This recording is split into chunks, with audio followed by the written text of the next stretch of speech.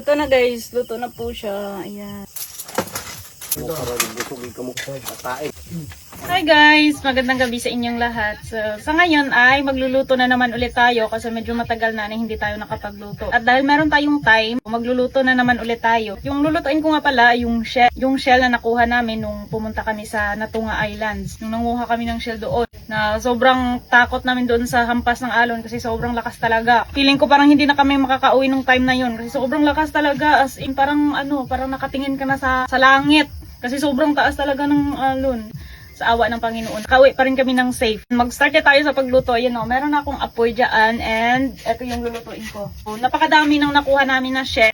Siguro mga kalahating sako ata yung nakuha namin na shell doon. Or yung litob, ganun. Ito na lang yung natira sa kalahating sako. Naluto na nila yung iba. So sa ngayon, ito yung lulutuin ko and ito yung uulamin namin. Ang pagluto ko nga pala dito is yung parang igisa ko lang siya and then lagyan ng tawag dito?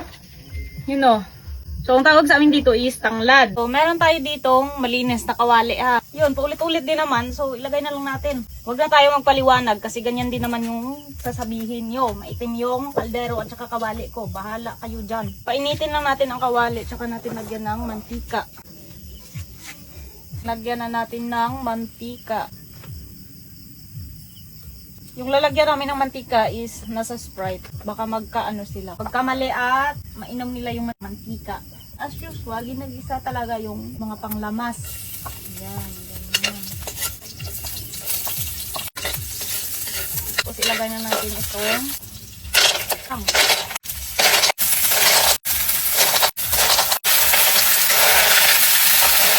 lagyan ng tubig. Huwag lang natin masyado damihan. Tapos ilagay na natin itong parang basta dahon siya. Mabango, tanglad. Ito ko siya niluto sa kawali kasi wala lang. Gusto ko dito magluto para kitang-kita na nakabuka na lahat. Diba? So yun, nag-brown out. Teka lang, lagyan natin ng pampalasa. Lagyan natin ng asin. Kunting asin lang kasi maalat din naman tong shell. So, yun, buksan na natin. Ayan. Kabuka na yung iba hindi pa. Okay na yung lasa. Kunting na lang, kunting kulo. So, ito na guys, okay na po to. Kunin na natin to kasi luto na.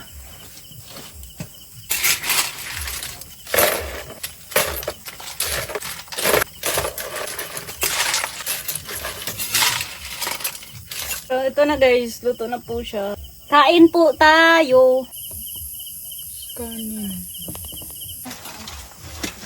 Kain. Busog talaga.